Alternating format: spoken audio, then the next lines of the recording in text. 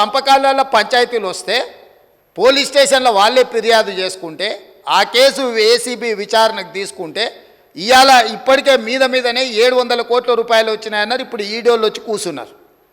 అదేవిధంగా మొన్నటి వరకు పదే పదే సవాల్ విసిరిండ్రు. ఏమని?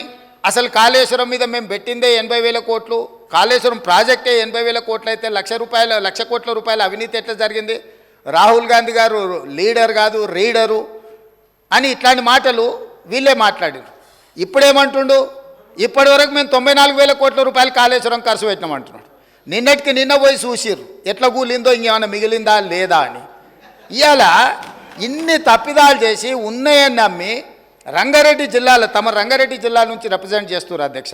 మా మల్రెడ్డి రంగారెడ్డి గారు ఎప్పుడు మొత్తుకుంటుంటారు, అన్నీ మా భూములు అమ్ముకున్నారు, కనీసం మాకు రోడ్లు కూడా వేయలేదు, మా డ్రైనేజ్కి కనీసం మురికి కాలువలు కట్టుకోనికి కూడా నిధులు ఇవ్వలేదు, మా కాలేజీలు కూడా కట్టుకోవడానికి నిధులు ఇవ్వలేదని మా మల్రెడ్డి రంగారెడ్డి గారు అంటుంటారు.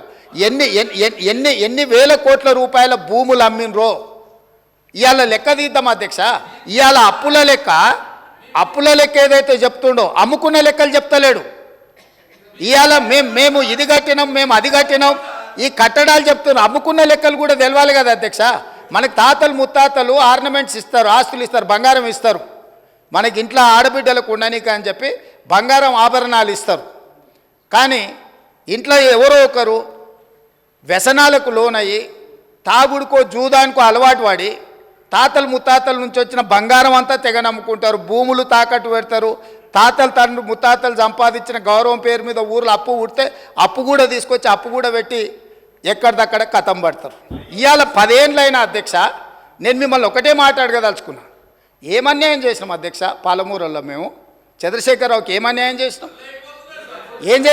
2009లో కరీంనగర్ జిల్లాలో అక్కడ ఓడగొడతారని భయపడి పాలమూరు జిల్లాకు వలస వస్తే వలసలిపోయే పాలమూరు జిల్లా ప్రజలు గుండెల్లో పెట్టి చూసుకొని భుజాల మీద మోసి పార్లమెంటుకు పంపిస్తే పార్లమెంటుకు పోయి ఇవాళ తెలంగాణ రాష్ట్రం వచ్చినాక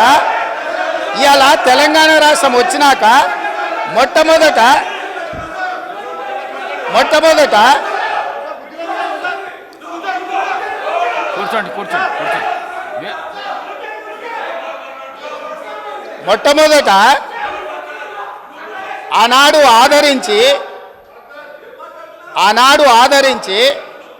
భుజాల మీద మోసి పార్లమెంటుకు పంపిస్తే తెలంగాణ రాష్ట్రం వచ్చిన తర్వాత వచ్చిన తెలంగాణ రాష్ట్రానికి మొట్టమొదటి ముఖ్యమంత్రిగా వారి బాధ్యత ఏంది అధ్యక్ష?